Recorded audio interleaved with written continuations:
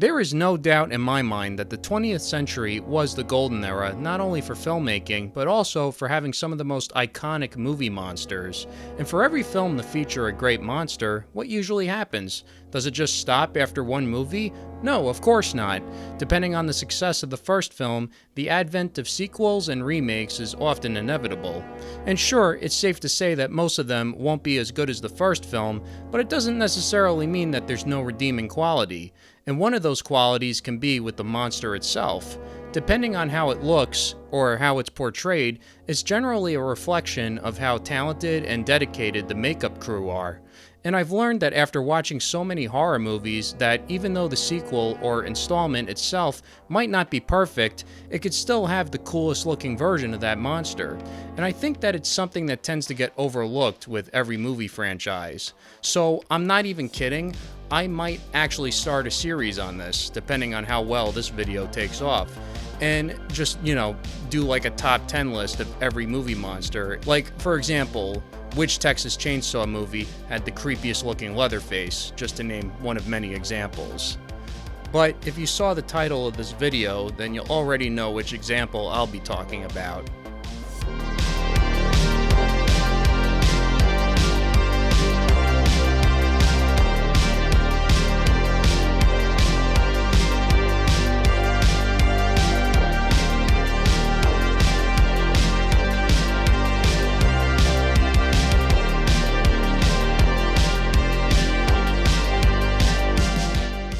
What can you say about Jason Voorhees? He practically defined the 1980s slasher genre.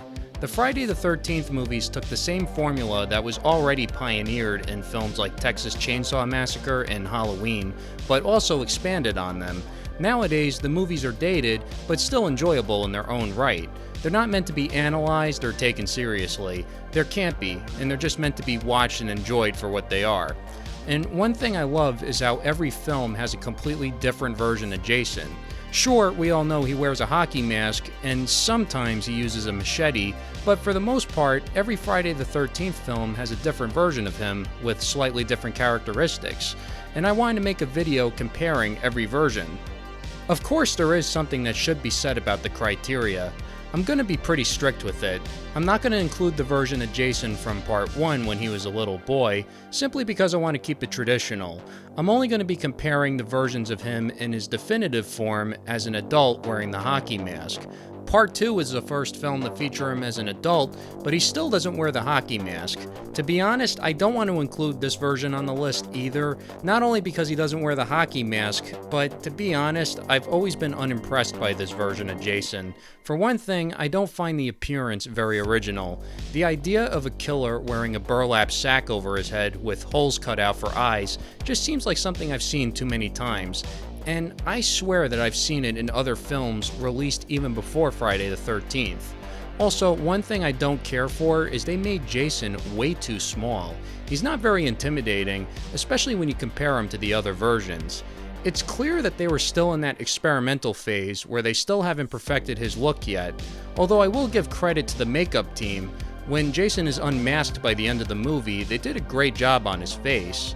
However, it's not as impressive as the other versions soon to follow. Friday the 13th Part 3. This was the first film where Jason put on the hockey mask. And while this film obviously wasn't the first in the series, it seems like this was the film that set everything in motion. From this point onward, Jason would become one of the most iconic slasher villains. Also, in my opinion, this film has one of the coolest looking Jasons, and it's mainly because of the actor who plays him. I like the way he moves and carries himself. It reminds me a little of the classic movie monsters like Frankenstein and Nosferatu. Out of every incarnation of Jason, this is really the only one that has those mannerisms. The makeup effects are also good. Stan Winston supposedly had a hand in this, so it's no surprise there. Friday the 13th, the final chapter. This film had one of the most gruesome looking Jasons, which is no surprise as Tom Savini did the special effects. He also did the special effects in the first film, and technically he is the man who created the face of Jason Voorhees, so it seems fitting that he would return to his role in the special effects department. It also gives more of an authentic feel since he was the original creator. Most people say that Part 4, the final chapter, is the definitive Friday the 13th film. I think I would agree with that, and you could also make the argument that it had the definitive version of Jason, especially when you consider that the original creator did the special effects. However, if you were to inject me full of truth serum, I still prefer the version from Part 3, only because of how the actor, Richard Brooker, performed the role. Ted White, who plays Jason in Part 4, doesn't leave as much of an impression on me. He just walks around and moves like a regular guy. To me, that's a bit of a downgrade from the previous film. I like how in Part 3, Jason lurked around and had that monstrous Quasimodo type of vibe. And it seems like that's how it should be when you consider that Jason is naturally deformed and misshapen. But in Part 4, it seems like the emphasis was placed more on the makeup effects. And in that sense, the Part 4 version does succeed. The one thing that stands out about this Jason is that he is absolutely grotesque. You could tell that Tom Savini went out of his way to make him as disgusting and hideous as possible. He has these beast-like hands with these overgrown black fingernails, and when you see his face, I swear to God, it almost triggers a gag reflex. It's also worth mentioning that this version of Jason comes the closest out of all of them to resembling the little kid from the first movie. Moving on to Part 6, Jason Lives. I'm skipping over Part 5 only because Jason doesn't really appear in it other than a few flashback scenes, so I'm not going to count it. In Part 6, you see a true zombified version of Jason where he comes straight from the ground. In the beginning of the film, he's practically a skeleton covered in maggots, and for whatever reason, his right eye manages to be perfectly preserved without an ounce of decomposition, which I think is really stupid, but I know, it's useless to try and make sense out of these movies. It's also sort of a cliche that I've seen in other zombie-related movies. I really don't know why they do that. When the rest of Jason's body is so badly decayed, is it really necessary? Like the filmmakers actually saw a purpose behind it? Also, it may seem like a minor complaint, but he also bleeds. Like what the fuck, he's just a skeleton at this point. Does he really need to bleed? As for the hockey mask, it's nothing special, and his overall look with the yellow gloves, not the worst, but not the best either. In the beginning of the movie, when he comes out of the ground, he looks awesome, but after he puts on the hockey mask, he just seems like a generic, uninspired version of Jason. Friday the 13th, Part 7, A New Blood. Hands down, best looking Jason. It was the first film that placed Kane Hodder behind the mask, and from there, he would be regarded as a definitive actor to play Jason. He also played Jason more times than any other actor in the series. While Part 7 was not the best Friday the 13th film, it's definitely worth watching just to see this badass incarnation of Jason. The makeup effects and the attention to detail is unbelievable. Most of Jason's skin and flesh has rotted away, which exposes the majority of his bones, and there's a big chain around his neck from where he was hung in the last movie. While it doesn't serve much purpose, it somehow makes him look even cooler, and the hockey mask is all chewed up and eaten away. It's just cool looking. It's basically a treat for anyone who has a genuine love for practical effects, such as myself, to appreciate. And the highlight of the whole thing is when Jason is unmasked by the end of the movie. Holy shit. They really outdid themselves here. And I think he looks even cooler without the mask. They should have just let him go the whole movie like that. I mean, look at that. That is the most badass looking Jason by far. And what better way to follow the best looking Jason? Well, by giving us one of the worst looking Jasons. Why not? Let's just fuck it up and go the opposite route with Part 8. Let's just undo everything we did so well with Part 7. Jason Takes Manhattan is often referred to as the worst film in the entire franchise. While I don't know if I agree with that, I'm not going to argue against it either. However, my main concern is on how poorly they made Jason look. It's not that it looks bad, it's just disappointing. You could clearly see that they did the bare minimum here, whereas in Part 7 you could tell they went the extra mile and put in a lot of time and care. Also, continuity-wise, his appearance doesn't make any sense. In the previous two films, he had been so badly decayed that you would think he'd be reduced to a skeleton at this point, but instead they go the opposite route, where he's covered in pounds of flesh. It doesn't make any chronological sense. It almost leads you to believe that the previous two films don't exist. And yes, I'm aware that this series isn't known for its sense of continuity, but still, it doesn't change the fact that this is still a downgrade from the previous version.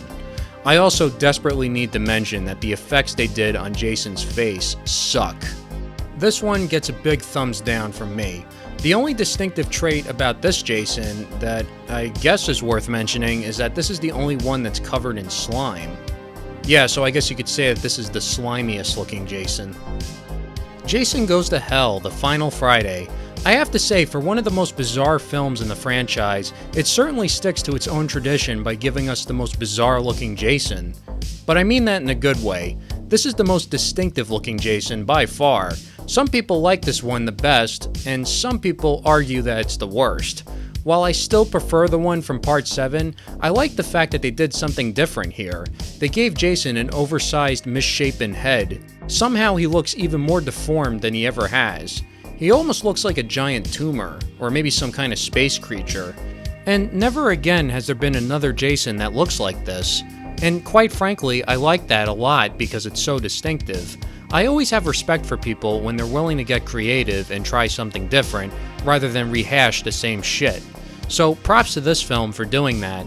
I just wish we got a chance to see his face, but apparently this is the only film where the mask doesn't come off. Fucking figures. Jason X. This film takes a different approach, where rather than Jason being zombified and decayed, they actually go a completely different route and make him look more fresh and alive. And probably the most startling thing about this version is that he has a full head of hair. For some reason, I just can't stop being distracted by that. Is this supposed to be Jason or Michael Myers? The hockey mask is pretty cool. It's shaped differently, but other than that, I don't have much to say about this one. Of course, now I have to address the elephant in the room. There are actually two versions of Jason in this movie. At the end of the film, he turns into a part cyborg or something. But am I really going to include that on the list? For some reason, the Space Jason, or as most people refer to him as Uber Jason, seems to draw so much attention from people. But oddly enough, I think the regular version is just as bizarre, if not more so. Like, I mean, at least Uber Jason has a bald head. Like, seriously, when the fuck has Jason ever had a full head of hair? This was the last time that Kane Hodder played Jason, and it's funny to think that every version he played looked completely different from one another. And this film is obviously no exception. Anyway, moving on. Freddy vs. Jason from 2003. I don't know why, but it seems like a lot of people hate this version of Jason. I always thought it was one of the creepier ones. I mean, it's not like there's anything new or interesting about it. For one thing, the axe mark on his mask is now gone, which was sort of like his trademark, and also, for some reason, both of his eyes are still intact. But other than that, I don't have a problem with it. Oh, by the way, just a funny little, piece of trivia. The actor who plays Jason was also in Part 8.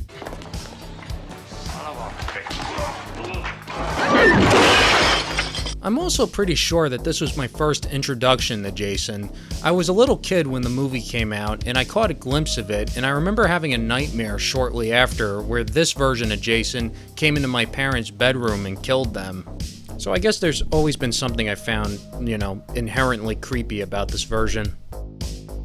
Last but not least, well, I think maybe I'm being polite when I say that, but we have the Friday the 13th remake from 2009. Much like the film itself, the Jason in this one did not leave much of an impression on me. It looks pretty cool. It looks almost like it could be a younger version of the one from Freddy vs. Jason. I love the way they made his face look. Other than that, I have nothing to say.